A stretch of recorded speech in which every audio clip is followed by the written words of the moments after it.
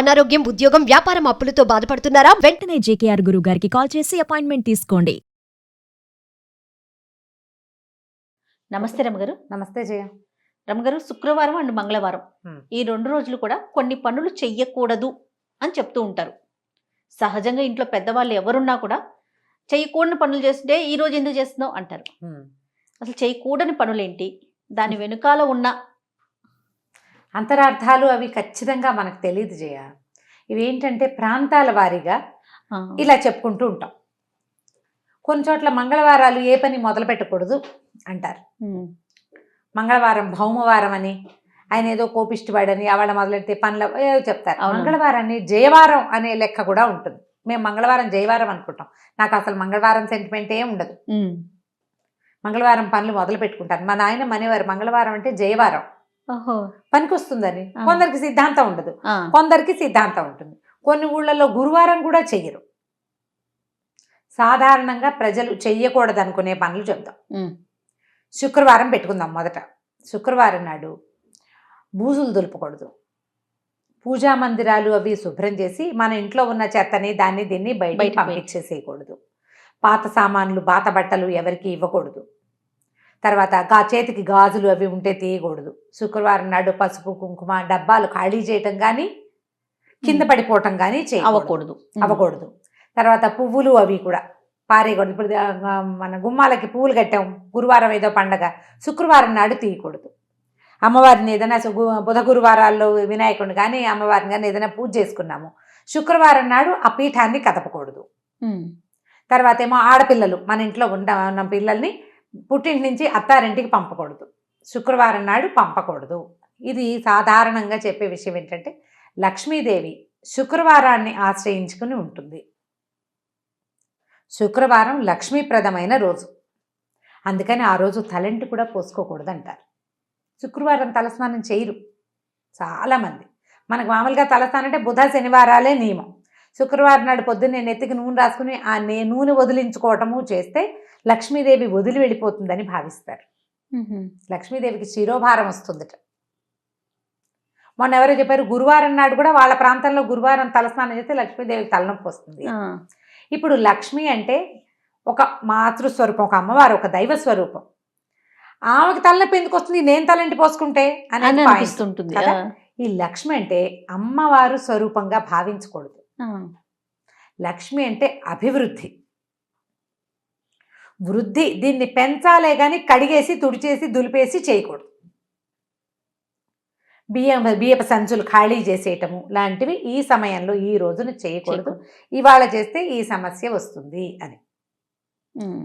ఆడపిల్లల్ని పంపించరు, అత్తారిళ్ళకి పంపించరు, పుట్టేళ్ళకి పంపించరు. ఒకవేళ ఆ రోజు వెళ్ళాల్సి వస్తే ముందు రోజు పంపించేస్తారు, లేదా మర్నాడు పొద్దున పెట్టుకుంటారు. కానీ శుక్రవారం నాడు వెళ్ళొద్దు అంటారు. అలా వెళ్ళిపోతే వాళ్ళ వెనకాల ఈ ఇంటి తాలూకు అభివృద్ధి నడిచెళ్ళిపోతుందని నమ్మకం.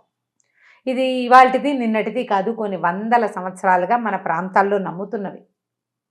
ఇలా అయ్యిందా అవలేదంటే ఎవరికి వాళ్ళ ప్రూఫ్ తీసుకోవాలి, అంతే కదా.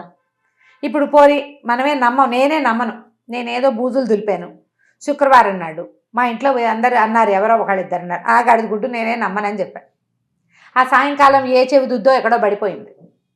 నువ్వేం చేస్తావు? ఖచ్చితంగా నమ్ముతావు, నేను దులిపాను కాబట్టి ఇలా జరిగిందని భావించేస్తావు. లేదా ఇంకొంతమంది ఏంటంటే నువ్వు అన్నీ ఇలాగేంటో నీ వల్లే పోయిందంటారు.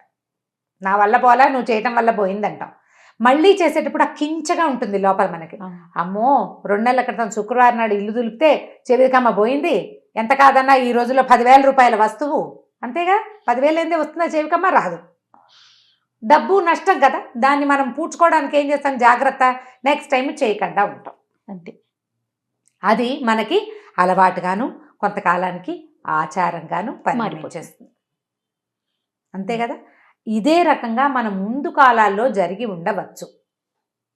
అయితే దీనికి సైంటిఫిక్ రీజన్ లేదా ఏమనాలి, జ్యోతిష్యపరమైంది అలాంటిది ఏదైనా ఒకటి కావాలి అంటే మామూలుగా మనకి వారాలు ఉన్నాయి, ఆదివారం నుంచి శనివారం దాకా. ఆది సోమ మంగళ బుధ గురు శుక్రవారాలు, శుక్ర శని. వీటిలలో ఏంటంటే ఒక్కొక్క రోజుకి ఒక్కొక్క అధిపతి ఉంటాడు గ్రహాల రీత్యా.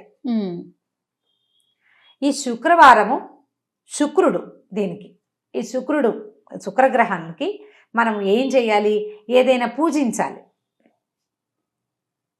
ఏదైనా తెచ్చుకోవాలి. ఉమ్. ఆయనకి ఇష్టం అనమాట. పూజిస్తే పూజ అభివృద్ధి చెందుతుంది, ఏదైనా తెచ్చుకుంటే అభివృద్ధి చెందుతుంది. ఇచ్చినా పడేసినా దొరకదు మళ్ళీ, అవి రిపీటెడ్గా అవుతాయని చెప్తారు. ఓహో.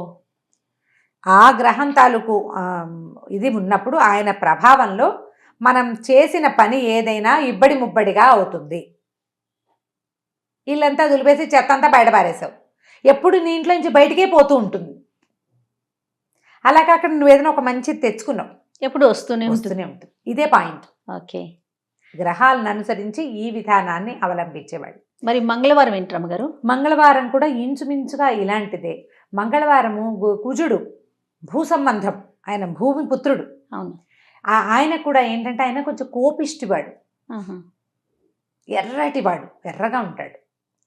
ఆయనకి ఏంటంటే ప్రశాంతమైన వ్యవహారాలే కానీ పెద్ద పెద్ద వ్యవహారాలు అవి చేస్తే దురుసుగా అయిపోతుంది ఆ రోజున. ఆయన కోపిష్టివాడు కదా, కోపంగా ఉంటాడు. అందుకని కొన్ని ప్రాంతాల్లో ఈ మంగళవారాన్ని ఇట్లా నమ్ముతారనమాట. వాళ్ళు ఏదో మొదలు పెడితే తొందరపాటు పని కింద పరిణమించవచ్చు. అందుకు ఆ రోజు మొదలు పెట్టిపోకండి పనులు అంటారు. ఈ మంగళ శుక్రవారాల్లో హెయిర్ కట్ చేసుకోరు, గోళ్ళు తీయరు. మగవాళ్ళు హెయిర్ కట్, ఆడవాళ్ళు ఏముంది హెయిర్ కట్లు అనకూడదు కదా, క్షవరం చేయించుకోవటం, గడ్డం గీసుకోకుండా ఉండటం, గోల్డ్. ఎందుకంటే ఈ కట్ చేసేటప్పుడు ఏదైనా ప్రమాదం సంభవించే అవకాశాలు ఉన్నాయి కాబట్టి గోల్డ్ కత్తిరిస్తూ వేలు కదా కోసుకోవచ్చు. ఆ గోల్డ్ అక్కడ ఇక్కడ పడేసేయచ్చు ఇంట్లో. అలాంటివి అశుద్ధమైన వస్తువులు ఉంటే మనకి ఏదైనా ఇబ్బంది రావచ్చు. ఈ ఆలోచనలతోటే మనకి తొలి కాలం నుంచి వద్దని వాళ్ళు జ్ఞాపకంగా. ఇప్పుడు వారం అంతా ఏవో చేస్తూనే ఉంటామా, ఓ 2 రోజులు చెయ్యొద్దు అంటే మనకే మంచిది కదా, అంతే, మనకి మంచిగా. అంతే. ఎందుకు మానేయాలని పోట్లాడద్దు, హాయిగా ఈ ఒక రోజైనా పని తప్పుతుందని సంతోషించండి. ఏమవుతుందని ప్రశ్నలు వద్దు, అంతే కదా రమ్మగారు, పెద్దవాళ్ళు పెట్టారు. కుశంకలు పడకూడదు. మనం ఈ రోజున ఇప్పుడు నీకు అత్యవసరం, నువ్వు ఇవాళ చేసి తీరాలి, లేకపోతే కుదరదు. నీకు రేపు శుక్రవారం, ఇవాళ చేసి ఆ పని, అది రేపు చేయకూడదు, ఈ రోజే చేసి. మిగతా రోజులకు అవకాశం ఉంది కదా. మనం కొన్ని చెయ్యొద్దు అన్నప్పుడు దాని వెంబడి పడకుండా ఉంటే మనకు మంచిది. అంతే. కాదని చేస్తావు, ఏదైనా తేడా వస్తే ఆ ఫలితం ఎవరు అనుభవిస్తారు? మనమే. చెప్పిన వాడు కాదు, చేసిన వాడు అనుభవిస్తాడు. అవును. చేయకుండా ఉంటే సరిపోతుంది. మనం వీటిని ఎందుకు ప్రోత్సహించాలి, ఇలాంటివి ఒక భావం వస్తుంది. అప్పుడు మన అమ్మ మాట మనం వినాలా వద్దా? ఖచ్చితంగా వినాలి కదా రమ్మగారు. కదా. ఇప్పుడు మన అమ్మ మాట మనం వింటే మన మాట మన పిల్లలు వింటారు, తర్వాత వాళ్ళ పిల్లల మాట వాళ్ళు వింటారు. అంతేనా? ఇది కావాలి మనకి. ఒక వద్దు అని చెప్పినప్పుడు, ఒక నిరోధం విధించినప్పుడు దాన్ని పాటించండి. ప్రశ్నలు వద్దు, ప్రయత్నించండి, ప్రయత్నం చేయండి. మనకి దానివల్ల ఏముందంటే జీవితాలకు ఒక నియమం ఏర్పడుతుంది కదా. ప్రధానమైంది ఈ రోజుల్లో ఇవి చేయకూడదు. ఇప్పుడు ఇంకా ఏం చేయకూడదు, మనం చీపుళ్ళు అలాంటివి కొనుక్కోకూడదు, మన ఇంట్లో పాత చీపురైనా బయట పారేయకూడదు, ఇలాంటివి చెప్తారు. తర్వాత ఎవరికి డబ్బులు ఇవ్వకూడదు, అప్పు ఇవ్వకూడదు. డబ్బులు ఇవ్వకూడదు అంటే కొనుక్కు రాకూడదు అంటే కొనుక్కోవచ్చు, కొనుక్కుని మనం వస్తువు తెచ్చుకోవచ్చు. తర్వాత శుక్రవారం మన ఇంట్లో పనిచేసిన వాళ్ళకి వాళ్ళు శుక్రవారంగా నేను ఇవ్వను అని అనకూడదు, అది తప్పు. మనం పని తీసుకున్నప్పుడు డబ్బు ఇవ్వచ్చు, ఒట్టిగా డబ్బులు ఇవ్వబోకండి. శుక్రవారం నాడు దానం చేయబోకండి. శుక్రవారం నాడు దానం చేయవలసిన విషయాలు కొన్ని ఉంటాయి. పువ్వులు, పళ్ళు దానం ఇవ్వచ్చు. పువ్వులు ఎవరికైనా శుక్రవారం నాడు పువ్వులు ఇస్తే మంచిది. ఓకే. మన ఇంటికి ఒక ముత్తైదు వస్తే ఆమెకు బొట్టు పెట్టి, వాళ్ళు శుక్రవారంగా తాంబూలం ఇవ్వకూడదేమో అని అనుకోవద్దు. బొట్టు పెట్టి తాంబూలం వస్తే లక్ష్మీదేవికి బొట్టు పెట్టి తాంబూలం ఇచ్చినట్టు. ఆ రోజున మన ఇంటికి వచ్చిన అతిథి అభ్యాగతులు లక్ష్మీ అంశగా భావించాలి. వాళ్ళకి చెయ్యొచ్చు, వాళ్ళకేం తప్పలేదు. ఉచితార్థం ఇవ్వద్దు. అనవసరమైన ఖర్చులు మానేయటానికి మంగళ శుక్రవారాలు 2 రోజులు ఖర్చు చేసినట్టున్నారు. అంతే, పెద్దవాళ్ళు అలా పెట్టారు అంతే. ఇప్పుడు ఒక వస్తువు అర్జెంటుగా కావాలి, ఈ పూటకి మానేస్తే ఈ ఖర్చు ఈ రోజుకి మాంతం, రేపటికి దాని అవసరం కూడా రాకపోవచ్చు. ఆలోచించండి, చాలా సార్లు అట్లా అవుతుంది. అవును రమ్మగారు కదా. అవునవును. ఇది ఆలోచించి చేయండి తప్పకుండా. పైగా హెయిర్ కట్ వద్దంటే మంగళకి ఆ వారంలో ఒక రోజు సెలవు, హాయిగా. మంగళ శుక్రవారాలు చేయకూడదు, ఆ 2 రోజులు అతను రెస్ట్ తీసుకుంటాడు. ఇప్పటికీ మనం అదే చూస్తాం కదా, పార్లర్స్ కానీ అన్ని చోట్ల కూడా మంగళవారం సెలవు తీసుకుంటారు కదా. మంగళవారాలు సెలవు. శుక్రవారం నియమం ఉంటే అది కూడా మంచిదే, వాళ్ళకి సెలవు కావాలి కదా. ఇలా ఆలోచించండి. ఏదైనా ఒక పాత పద్ధతి బాగా జస్టిఫికేషన్ మనం చెప్పుకోలేకపోతాం, వద్దన్నారు మానేస్తే సరిపోతుంది. వీటిని మూఢ నమ్మకాల కింద పరిగణించకూడదు అనిపిస్తుంది నాకైతే. కదా రమ్మగారు? మూఢనమ్మకానికి ఏముంది అందులో, చేస్తే చెయ్యి లేకపోతే లేకుంటే లేదు. లేదు. అది నీ పళ్ళు రాస్తే ఇచ్చి- నీకే బుద్ధి ఆ. వస్తుంది అంతే. క్రాష్, ఇవన్నీ మూఢనమ్మకం, ఇలాంటివి వద్దు. అనవసరం, ఇంకా అట్లా వెళ్ళిపోవాలి అంతే మనం. రైట్ రమ్మగారు, థ్యాంక్ యూ, నమస్తే. నమస్తే.